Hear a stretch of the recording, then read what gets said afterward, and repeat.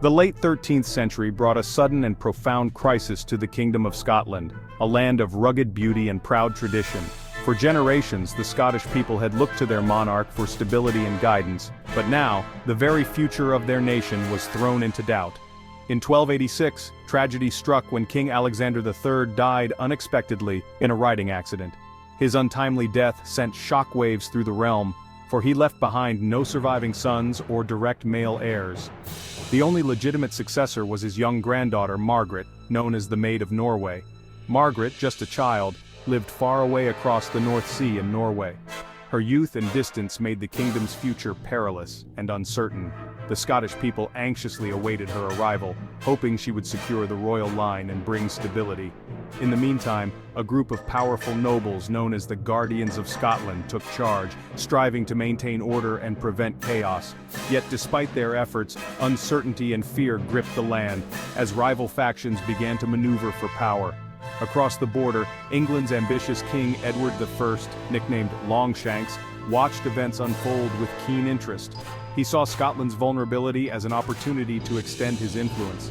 Edward proposed a diplomatic solution. His son would marry Margaret, and in the Treaty of Bergen, he promised to respect Scotland's independence and laws. On paper, it seemed a path to peace and unity, but fate had other plans. As Margaret journeyed to claim her throne, she fell ill and died before reaching Scotland. Her death shattered hopes for a peaceful succession and plunged the nation into deeper turmoil. With no clear heir, powerful noble families, each with their own ambitions, began to vie for the throne. Old rivalries flared, and the threat of civil war loomed over the kingdom. Among the leading claimants were John Balliol and Robert Bruce, both with strong claims to the crown. Their rivalry would shape the fate of Scotland for years to come. Desperate to avoid open conflict and bloodshed, the Guardians of Scotland made a fateful decision. They invited King Edward I to arbitrate the succession, hoping he would bring order to the chaos. Edward agreed to mediate, but only on one condition. The Scots must first recognize him as their feudal overlord. It was a demand that placed Scotland's sovereignty in grave jeopardy. Trapped between the threat of internal strife and the overwhelming might of England, the Scottish nobles reluctantly submitted to Edward's authority. Their submission marked a turning point in Scottish history. In that moment, Scotland's independence was surrendered, before a new king could even be crowned. The proud nation found itself under the shadow of a foreign ruler. Edward's cunning maneuver transformed him from a supposed neutral mediator into a would-be conqueror, intent on bringing Scotland under English control. The stage was now set for a dramatic and bloody struggle, the Wars of Scottish Independence. The fate of a nation would be decided on the battlefield. As the mists rolled over the ancient hills and castles, Scotland's destiny hung in the balance, awaiting the courage and resolve of its people. Two kings stood at the heart of the conflict, Edward I of England and John Balliol of Scotland. Edward was a seasoned warrior, relentless and ambitious, determined to bring Scotland under his rule. Balliol, chosen by Edward, was wealthy but lacked authority, derided as tomb tabard, or empty coat, by his own people. Balliol's reign was undermined from the start, as Edward never let him forget who held true power. Scottish nobles, led by the Commons, supported Balliol but resented English interference. The Bruces, Balliol's rivals, fueled internal divisions. This rivalry weakened Scotland's resistance, while Edward's command was unified and professional. Edward's loyal commanders, like John de Warenne, led a disciplined English army. In contrast, the Scots were divided, their leadership fractured by ambition and mistrust. This imbalance in unity and leadership would prove disastrous for Scotland. The fate of a nation would be decided by these men. After the untimely death of Margaret, the Maid of Norway, Scotland was plunged into uncertainty and mourning. The nation, already fragile, now faced a future without a clear heir to the throne. This uncertainty gave rise to what became known as the Great Cause, a fierce contest among 13 ambitious claimants, each believing they had the right to rule Scotland.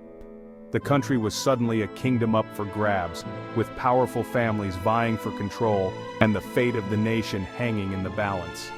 The Guardians of Scotland, entrusted with maintaining order, found themselves unable to resolve the dispute. Desperate for a solution, they turned to Edward I of England, hoping he would act as an impartial judge. But Edward saw an opportunity to expand his influence. With English armies massed ominously near the border, the Scots had little choice but to accept Edward's terms. Reluctantly, they agreed to recognize him as Scotland's overlord before he would arbitrate the claims. For over a year, Edward's court meticulously examined the rival claims. Yet, beneath the surface, the real struggle was between two powerful men, John Balliol, whose claim was based on primogeniture, and Robert Bruce, who argued his closer proximity to the royal line. Balliol's argument rested on the principle that the eldest line should inherit, while Bruce's supporters insisted that nearness in blood was more important than strict seniority. Ultimately, Edward chose Balliol, and in 1292, John Balliol was crowned King of Scots. But this victory came at a heavy cost. Balliol was forced to kneel before Edward, swearing fealty and making Scotland, in effect, a vassal state to England. The proud Scottish nobles watched as their new king's independence was publicly diminished. Edward wasted no time in undermining Balliol's authority. He encouraged Scottish nobles to appeal to English courts, and repeatedly summoned Balliol to answer for his actions in England, eroding the king's power at every turn. The humiliation was systematic and relentless. Scotland's independence became little more than a facade, as English influence crept into every corner of Scottish governance. Though the succession crisis seemed resolved, Edward's manipulation left Scotland's sovereignty in tatters, and resentment simmered among the Scottish people and their leaders. Tensions continued to rise, and the uneasy peace could not last. The stage was set for open conflict, as the Scots began to resist English domination. The fate of the kingdom now rested in Edward's hands, as he maneuvered like a chess master, treating Scotland as a pawn in his quest for power. The seeds of war had been sown, and soon Scotland would rise to fight for its freedom once more. In 1295, King Edward I of England demanded that the Scots support his ongoing war with France, expecting their loyalty as his vassals. He summoned their nobles, insisting they provide troops and resources for his campaign across the Channel. The Scots, however, refused Edward's demands. Instead, they boldly forged an alliance with France, England's greatest rival, in what would become known as the Auld Alliance. This act of defiance infuriated Edward and set the stage for open conflict. In retaliation, Edward mustered a massive army and marched north into Scotland in the spring of 1296, determined to crush Scottish resistance and reassert his dominance. His first target was Berwick-upon-Tweed, Scotland's richest and most prosperous port, a vital gateway for trade and supplies. The town's defenses, though formidable, quickly crumbled before the might of Edward's well-equipped army. The English forces stormed the walls, overwhelming the defenders. What followed was a brutal massacre. Thousands of men, women, and children were slaughtered in the streets. The River Tweed, once a symbol of life and commerce, ran red with blood as the town was put to the sword. The sack of Berwick sent a chilling message across Scotland. Any defiance against Edward would be met with terror and utter destruction. The flames and screams haunted survivors for years. News of the atrocity spread rapidly, hardening Scottish resolve but also sowing fear and uncertainty among the people.